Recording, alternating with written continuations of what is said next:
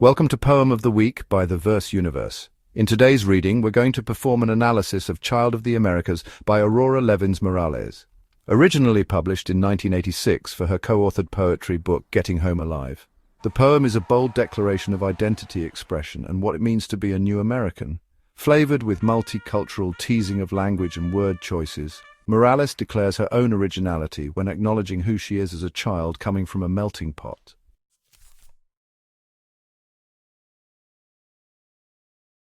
The poem is as follows. Child of the Americas, I am a child of the Americas, a light-skinned mestiza of the Caribbean, a child of many diaspora, born into this continent at a crossroads. I am a U.S. Puerto Rican Jew, a product of the ghettos of New York I have never known, an immigrant and the daughter and granddaughter of immigrants. I speak English with passion. It's the tongue of my consciousness, a flashing knife blade of crystal, my tool, my craft. I am Caribbean, island-grown, Spanish is in my flesh, ripples from my tongue, lodges in my hips, the language of garlic and mangoes, the singing in my poetry, the flying gestures of my hands. I am of Latino America, rooted in the history of my continent. I speak from that body. I am not African. Africa is in me, but I cannot return. I am not Taino. Taino is in me, but there is no way back. I am not European. Europe lives in me, but I have no home there. I am new. History made me. My first language was Spanglish. I was born at the crossroads and I am whole.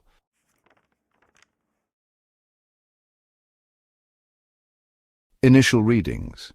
At first glance the poem seems simple, perhaps even unpoetic in its modern and unclassical structuring and asymmetrical line breaks. But upon a closer look one will notice the use of repetitions and specific word choices that are a unique declaration of identity and expression. Clearly a modern poem will find thematic significance in this style.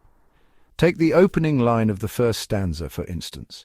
Evoking the biblical declaration expression I am, Morales begins her triumph of cultural assertion by stating she is a child of the Americas. A confident voice emerges, coming straight from the book of Genesis when God told Moses to tell the Pharaoh I am if asked who sent him.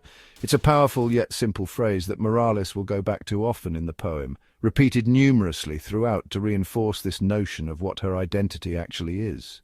The phrase opens every new stanza and even closes the poem on the short but profound last line, I am whole.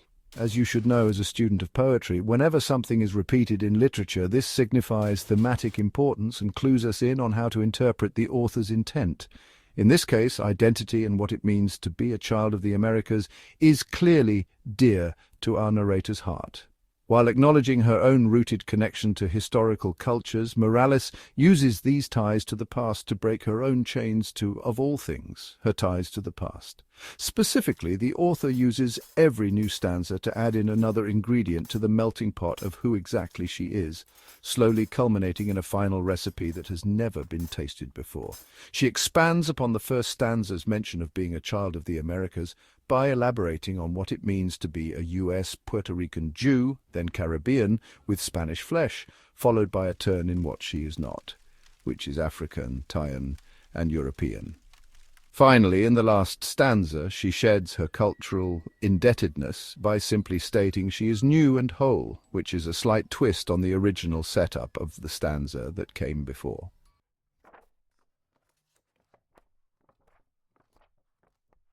Death of author does not apply.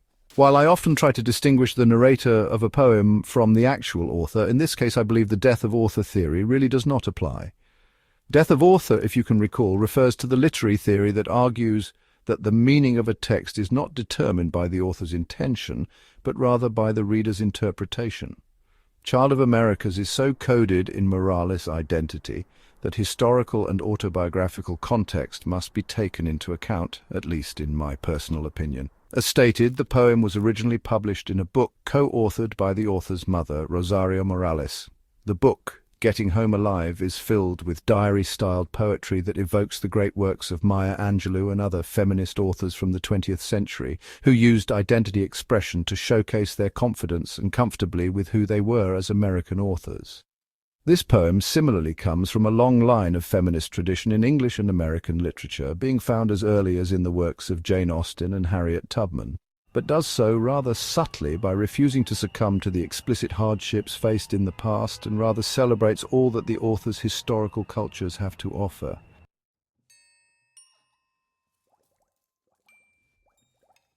Published in 1986, cultural politics were slowly beginning to shift away from a racially divided world towards more fights for inclusion and affirmation. The Berlin Wall still existed in Germany. No one had ever heard of Hillary Clinton, and mainstream representation was still sparse. When taken into historical context, you can begin to understand why the importance in identity was so crucial to women in the Americas during its time and why it remains so relevant today. The film Do the Right Thing by director Spike Lee would later be released that decade, as well as the emergence of hip-hop and more hardcore rap from groups such as NWA and Public Enemy. Similarly, female artists such as Madonna and Cyndi Lauper were finding new expressions while claiming their indebtedness to popular female artists that came before. Clearly, racial and cultural identity was a major theme that could be traced back to the civil rights and feminist movements of the 1960s and much earlier. While battles had been won and fought, there was still little representation in mainstream American outlets. More so, feminists had begun entering professional workspaces traditionally dominated by white men. Modern readers might scoff at the idea of women being excluded in the workforce, but by the 1980s this was still a harsh reality. Even today we still fight to see a woman become president of the United States, though we now have had a female vice president.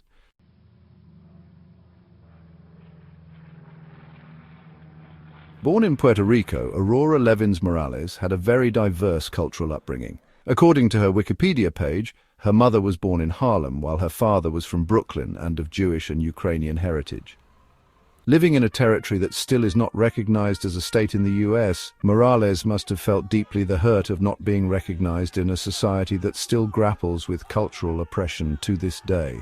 Indeed, the author states in the second stanza that she speaks English with passion, asserting her own command of a historically oppressive culture rooted in slavery and imperialism.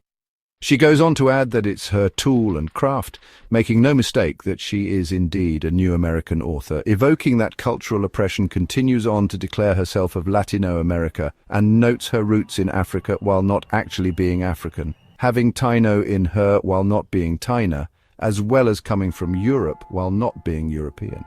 Interesting to note is how she doesn't capitalize the words African, Taina, nor European, giving a subtle political robbing of their own assertion as claims to being proper cultures. By deliberately using these specific key terms, she forces the reader to define and understand her own academic and layman's knowledge of who she is. Going further, Morales also uses the words mestiza, Taina, diaspora and Spanglish to evoke her own multicultural background. For example, a mestiza, according to Oxford Languages, is a person of mixed European and indigenous American ancestry. A Taina, on the other hand, refers to indigenous people of the Caribbean. A diaspora is a dispersion of people from their original homeland. Finally, Spanglish is a colloquial term that refers to a blend of the Spanish and English languages. She also evokes the fruit mangoes and garlic spice to reinforce her cultural ties, while noting the ripples in her tongue and lodges in her hips. While referencing her unknown ties to ghettos in the United States in the second stanza, Morales specifically uses the word immigrants to make explicit what her historical ties to the continents are.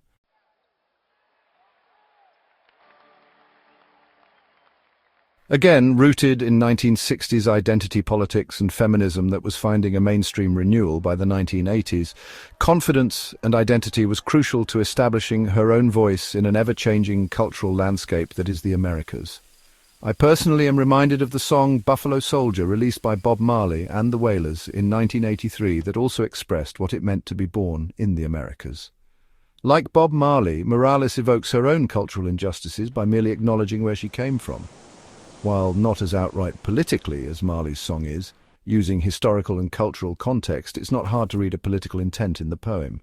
Historical relevance aside, many readers may find the poem still pertinent to today amidst last decade's Black Lives Matter political movement and the fight for equal justice among all minorities in mainstream representation. The continuous need to assert newer identity for younger Americans, while acknowledging those that came before us, is still a fight worth having. Just as was the case in the 1980s, the Americas still remains a melting pot today.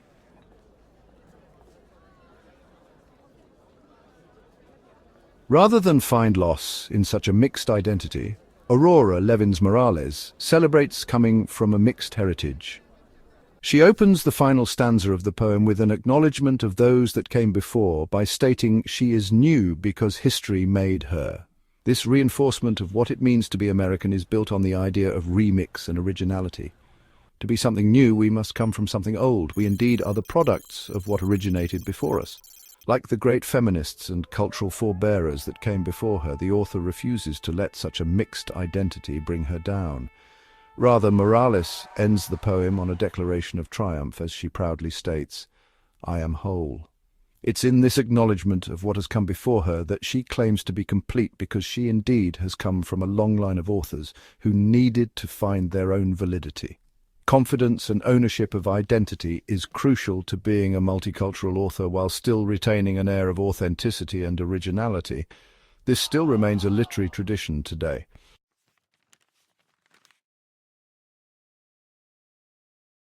While the poem is a nod to her cultural influences, it would take further readings of her other poems to grasp a sense of the newness that Morales claims to be. Sadly, as of writing this, the cheapest paperback copies of her original book, Getting Home Alive, are going for over $200 on Amazon, though readers and enthusiasts may find copies of her work online and through other literary anthologies. This version of this poem was found through a PDF copy of its insert in the book, Boricua's Influential Puerto Rican Writings, an anthology, edited by Roberto Santiago and published in 1995 by the Random House Publishing Group. Some key terms to understand: mestiza, person of mixed European and indigenous American ancestry; Taina, indigenous people of the Caribbean; diaspora, dispersion of people from their original homeland; Spanglish, blend of Spanish and English. The poem is powerful because it affirms mixed identity as complete, I am whole, acknowledges multiple cultural influences, challenges the idea of having to choose one identity, celebrates being new rather than seeing it as a loss, uses repetition, I am, to build identity statements, explores the complexity of American identity questions to consider. What historical relevance can you find in your own past that makes you something new and whole?